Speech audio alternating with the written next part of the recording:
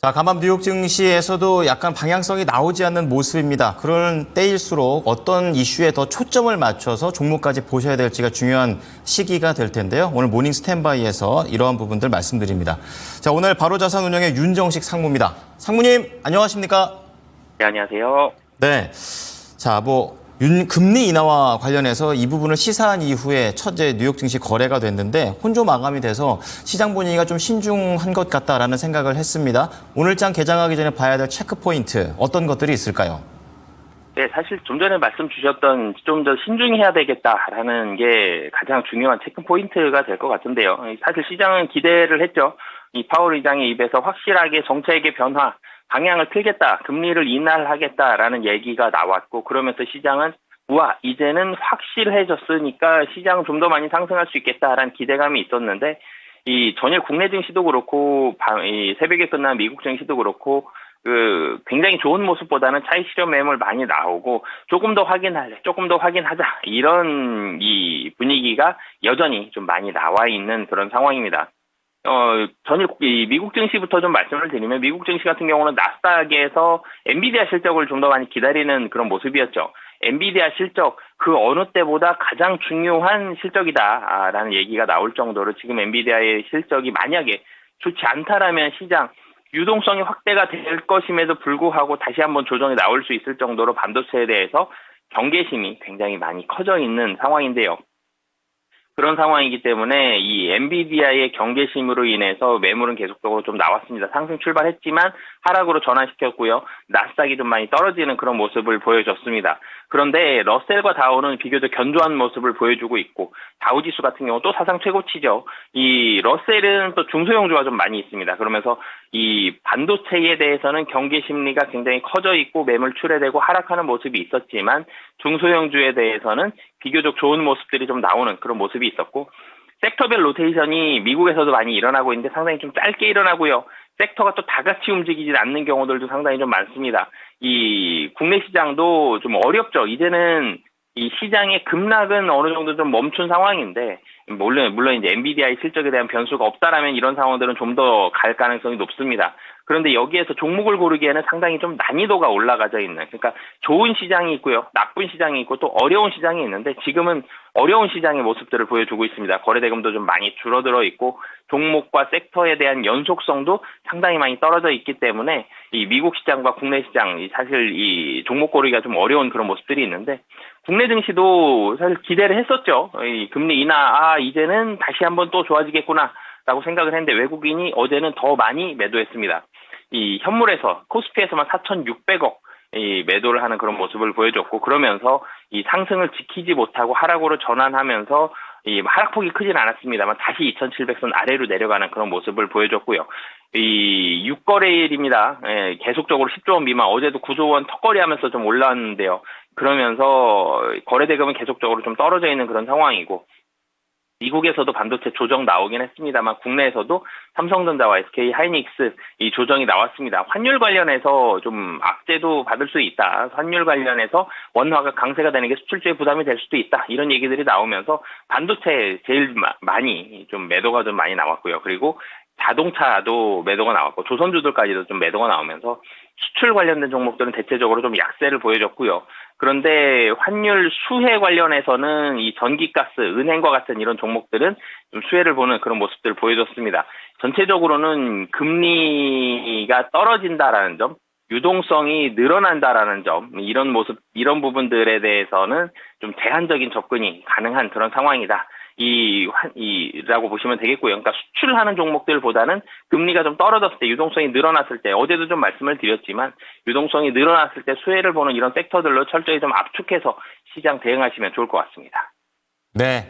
자, 신중한 분위기 속에서 종목 선택이 중요하고 어려운 그런 상황이기 때문에 유동성이라든지 환율 이쪽에 대한 부분을 체크하면서 대응해보자라고 얘기를 해주셨습니다. 자, 이어서 모닝 관심주 들어가 보겠는데요. 건설주 중에서 어제 GS건설 엄청 강했습니다. 미리 좀 말씀해 주셨던 부분이 시장에서 나오는 모습이었었고요. 방향성이 시장에 어제 좀 없었었는데 한국전력도 4%대의 강세를 보여줬습니다. 자, 오늘장 종목 선택이 중요하다라고 얘기를 해주셨는데요. 첫 번째 키워드 어디에서 잡을까요? 네, 첫 번째 키워드는 어제도 뭐 잠깐 말씀드렸지만 환율로 잡겠습니다. 환율이 떨어졌습니다. 원화가 강세가 됐습니다. 여기에 수혜와 이 좀 악재가 되는 이런 종목들 좀 나눠보고 이 말씀 드리도록 하겠습니다. 네. 자, 아무래도 하루 만에 환율이 떨어지면 종목들도 싹 다 바뀌어야 되는 상황이기 때문에 어떠한 쪽에 좀 포인트를 둬야 될지 자세하게 들어보겠습니다. 네, 이 원달러 하락, 그러니까 원달러가 하락했다. 원화가 강세가 됐죠. 사실 예상은 할 수 있었던 일이었습니다. 9월 달에 금리를 인하하겠다라는 분위기가 굉장히 커져 있다가 파월 의장도 확실하게 좀 얘기를 했죠. 근데 이런 분위기가 이 며칠 전부터 나타났었죠. 파월 의장이 얘기하기 전부터. 그러면서 환율 관련된 종목들, 사실 수급적으로도 이 시간에도 제가 말씀을 드렸지만 외국인이 가장 첫 번째로 보는 건 환율입니다. 단기적인 수급에는 환율이 영향을 가장 많이 미치는데 섹터 로테이션도 좀 일어났고요. 환율에 대한 부분들, 이 원달러 환율의 하락 영향으로 26일 어제 같은 경우 보면 항공 그리고 전기가스 건설 관련 종목들이 올랐습니다. 그리고 수출을 많이 한 대형 수출주들이 약세를 보여줬는데요. 이 항공 같은 경우는 보면은 이 유가가 우선 떨어졌죠. 이 환율이 그러니까 원화가 올라간다. 그러면은 연료비가 줄어듭니다. 이 달러로 구입을 하는데 원화가 강세가 됐기 때문에 연료비가 줄어든다. 전체적으로 한 2% 정도 줄어드는 걸로 보고요. 그리고 이 달러 결제를 상당히 많이 합니다. 뭐 정비비라든지 리스료라든지 항공사들 항공기 자체 보유한 항공기보다 리스에서 쓰는 항공기가 대부분이거든요. 리스료도 이 달러로 내고요. 공항 관련된 비용들, 국내 공항뿐만이 아니라 해외에 있는 공항들 내릴 때에도 공항 관련된 비용들 내야 되는데 이것도 다 달러로 내죠. 전체적으로 비용 감소 효과를 기대할 수 있기 때문에 어제 같은 경우 항공주가 상당히 좀 많이 올라가는 그런 모습들 보여졌고요. 그리고 항공주 같은 경우는 환율에 대한 효과, 4분기도 계속적으로 좀 기대할 수 있다. 이런 모습들. 그리고 전기가스도 많이 올랐죠. 뭐 한국전력이 4%대 상승을 했고 한국가스공사도 3%대 이 강세를 보여줬습니다. 이 전기가스 같은 경우는 특히 한국전력 같은 경우는 발전을 해야죠. 발전을 할 때 원료가 되는 게 유연탄과 LNG입니다. LNG, 유연탄 다 달러 주고 사와야 됩니다. 근데 환율이 올라갔죠. 원화가 강세가 됐습니다. 원료비가 적게 들죠. 그러면서 실적에 좋은 모습을 보여줄 수 있다. 어제 뭐 종목 말씀에서 드렸었는데 이런 이유들로 인해서 상승을 했고 그리고 건설주 같은 경우는 조금은 다릅니다. 뭐 환율 하락 수혜도 분명히 받을 수도 있는데 이 건설주 같은 경우는 금리 인하 수혜를 좀 더 받는 거죠. 사실 금리가 떨어지면서 환율이 하락하는 그런 모습들이 나오면서 인과관계는 금리 인하가 먼저인데 그러면서 건설주 같은 경우는 조달 금리에 대한 영향이 상대적으로 적어질 수 있다. 그렇기 때문에 수혜를 받을 수 있다. 이런 부분들 보시면 되겠고요.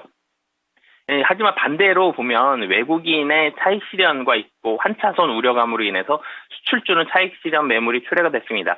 그러니까 유동성이 풀리는 건 분명히 맞고요. 유동성에 대한 수혜도 증시에서 받을 수 있습니다. 그런데 단기적으로는 좀 전에 말씀드렸던 대로 환율에 있어서 환율의 영향이 가장 크게 작용할 수 있다는 점. 그렇기 때문에 환율 관련해서는 시장 좀 주의해서 좀 살펴보시면 좋을 것 같고요. 화장품주 같은 경우도 수출주라는 부분들 이런 부분에 있어서의 악재를 좀 받으면서 또 약세를 보여줬기 때문에 수출주는 철저하게 이 환율에 있어서 어느 정도 안정이 될 때까지는 좀 경계를 하면서 좀 보시는 게 좋을 것 같고요. 이 관심 종목으로는 진에어 말씀을 드리겠습니다. 어제도 사실 많이 올랐죠. 이 LCC 같은 경우는 뭐 가끔 말씀드렸던 적이 몇 번 말씀드렸던 적이 있는데 진에어 같은 경우는 사실은 LCC가 굉장히 좋은 건 아니었습니다. 2분기를 어떻게 보면 좀 잘 버텼다 정도로 보면 되겠거든요. 2분기 흑자를 유지를 하긴 했는데 항공주가 다 2분기가 비수기입니다. 상당히 좋지 못한 그런 2분기 시기였는데 진에어 같은 경우는 2분기 우선 흑자를 유지했고요. 뭐 인건비 많이 올라가는 그런 부분들도 있었지만 2분기에도 해외여행 수요는 상당히 2분기 치고는 잘 유지하는 그런 모습들을 보여줬습니다. 이 진에어 같은 경우는 LCC 기준 1위입니다. 압도적으로 1위를 가지고 있고 에어 부산, 에어 서울도 합병이 되겠죠. LCC임에도 불구하고 이제는 더 이상 LCC 규모가 아니라 훨씬 커지는 그런 규모를 가지고 있고 2분기에는 운임이 유일하게 상승한 항공사입니다. 그렇기 때문에 진에어 규모의 경제까지 본다라 그러면 지금 주가도 바닥에서 어제 많이 올랐지만 그래도 바닥권에 훨씬 가까운 수준이다라는 점, 가격적으로 부담도 좀 덜하고 하반기 가면 4분기 최대 성수기가 기다리고 있습니다. 그렇기 때문에 하반기까지 바라봤을 때 지금 자리 좀 매력적이다라고 보시면 되겠습니다. 네, 어제 말씀해 주셨던 대로 강하지만 이게 본격적인 또 상승에 또 초입이 되는 것 같기도 합니다. 목표가 얼마나 볼까요? 네, 어제 많이 올랐습니다. 뭐 9% 올라서 이제 11,000원 정도를 보여주고 있는데, 사실 차트 앞으로 쭉 당겨보면 한 10,000원 정도가 거의 바닥이거든요. 굉장히 낮은 수준에 있다라는 점. 하반기까지 바라본다면 진에어는 사실 항공주는 좀 길게 보셨으면 좋겠습니다. 어제 기관이 처음으로 담기 시작했고요. 그래서 14,000원까지 조금 길게 보시면서 담고 가시면 좋을 것 같습니다. 네, 자, 진에어 이제 상승의 초입에 들어가는 관점에서 중장기 관점이십니다. 자, 두 번째 키워드 들어가 보겠습니다. 어떤 건가요? 네, 중소형 IT주, 특히 그 중에서도 반도체 중심으로 해서 더욱더 기준이 엄격해졌다. 앞으로 어떻게 될지에 대한 말씀 드리도록 하겠습니다. 네, 미국 증시에서도 중소형 쪽에서는 견조한 흐름들을 보여줬었는데요. 국내에서도 이런 주도주들의 중소형 움직임 어떻게 봐야 될까요? 네, 사실은 이 반도체 관련된 종목들 보유하고 계신 분들 고민이 상당히 많으실 것 같습니다. 이 반도체 분명히 실적이 잘 나왔거든요. 그런데 주가는 조정을 받았죠.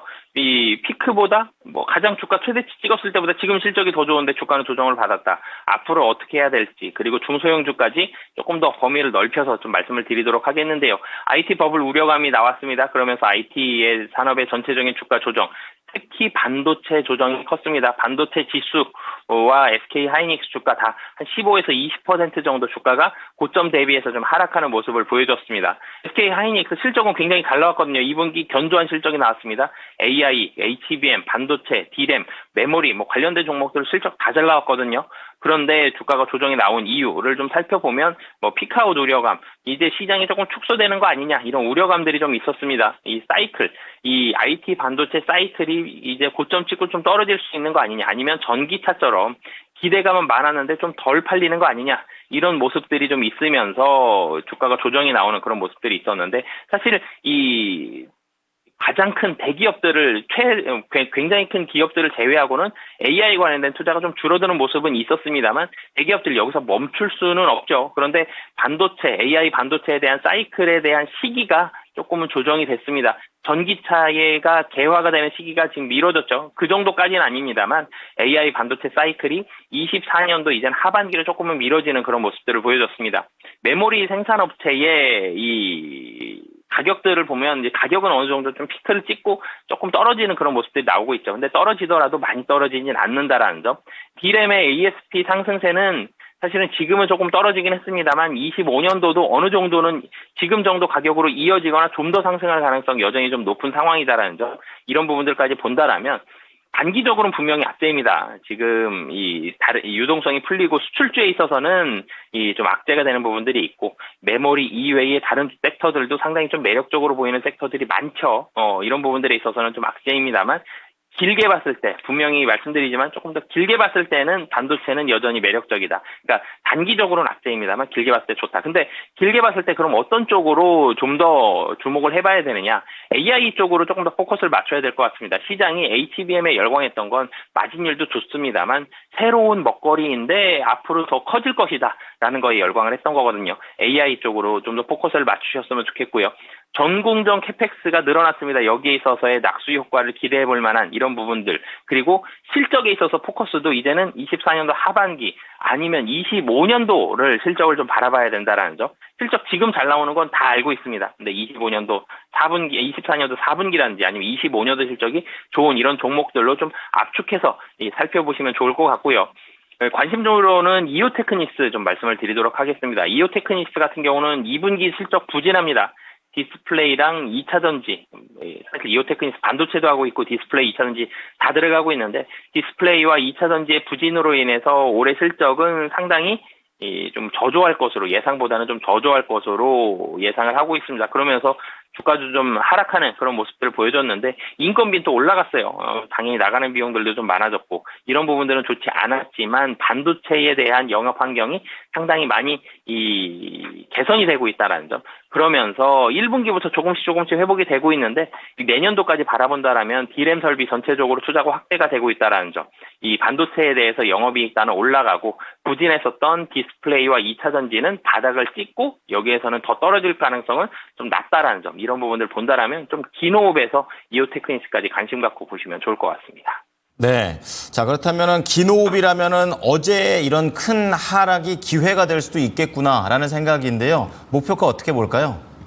근데 사실 조금 길게 보신다면 지금 단기적으로는 추가적으로 조금 더 하락할 수도 있습니다. 그렇기 때문에 좀 급하게 매수하시기보다는 분할로 해서 좀 매수를 하시는 거를 이오테크닉스 같은 경우는 좀 추천을 드리고요. 다시 한번 상승을 한다라면 20만 원 정도까지 좀 긴 호흡 가지고 바라보시면 좋을 것 같습니다. 네. 자, 난이도가 올라간 중소형 IT 성장주 쪽과 관련된 내용이었습니다. 자, 마지막으로 관심주 어떤 게 있으실까요? 네, 이번 관심주는 유통에서 골라봤습니다. 이마트 말씀드리도록 하겠는데요. 우선 이마트 보시면 상당히 주가가 많이 떨어졌습니다. 55,000원까지 하락을 했었거든요. 22년도 보면은 한 15만 원대 정도까지 이 주가가 상승한 그런 모습들을 볼 수가 있고요. 사실 주가 이전 살펴보면 20만 원대도 있었습니다.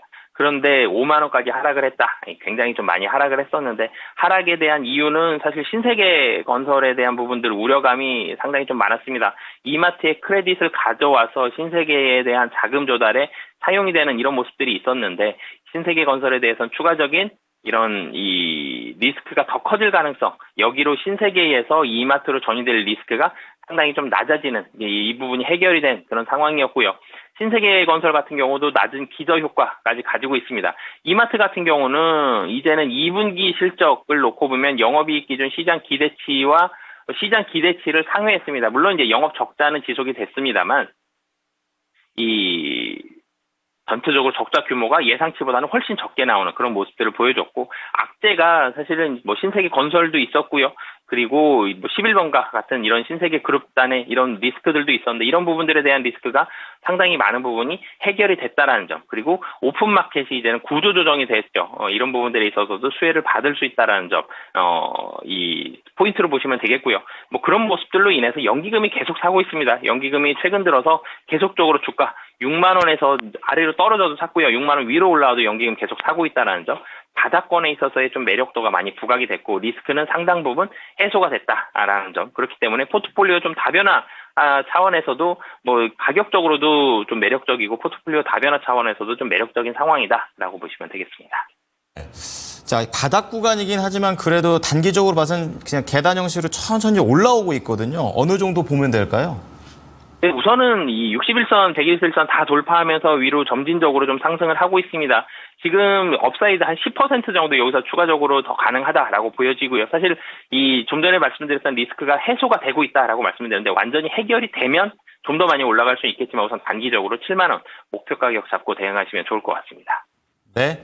자, 오늘 모닝 관심주 3가지 종목이 공개가 됐습니다. 정리해드립니다. 첫 번째는 환율에서 봅니다. 관심주 LCC 진에어가 되겠는데요. 원화 강세에 대한 수혜를 받을 수 있는 부분들을 말씀을 쭉 해주셨고 또 진에어 자체로도 흑자를 유지했다라는 점, 그리고 운임을 올린 그런 LCC다라는 그런 기업 쪽에서 실적에 대한 기대감을 키웁니다. 하반기까지 보자는 관점에서 14,000원 얘기를 해주셨고요. 두 번째 키워드는 이오테크닉스입니다. 이제 중소형주를 잘 골라야 되는 그런 관점인데요. 단기적으로는 실적 부담이 있긴 한데 업황 개선 덕에 내년 실적을 기대해보자라는 관점입니다. 중장기 분할 매수 관점에서 20만 원. 마지막으로 유통 쪽에서 이마트입니다. 우선 많이 밀렸다라는 것에 포인트도 있고요. 또 신세계 건설이라는 건설사 리스크도 이제는 많이 줄어든 상황들을 고려해 주셨습니다. 목표가 7만 원 제시를 해 주셨습니다. 상무님, 오늘 말씀 잘 참고하겠습니다. 네, 감사합니다. 네, 모닝쇼 저희가 준비한 소식은 여기까지입니다. 지금까지 투자 판단에 도움이 될 수 있는 정보를 제공해 드렸습니다. 하지만 특정 종목의 상승과 하락을 보장하지는 않으니까요. 참고해 주시기 바랍니다. 오늘도 대응 잘하십시오. 고맙습니다.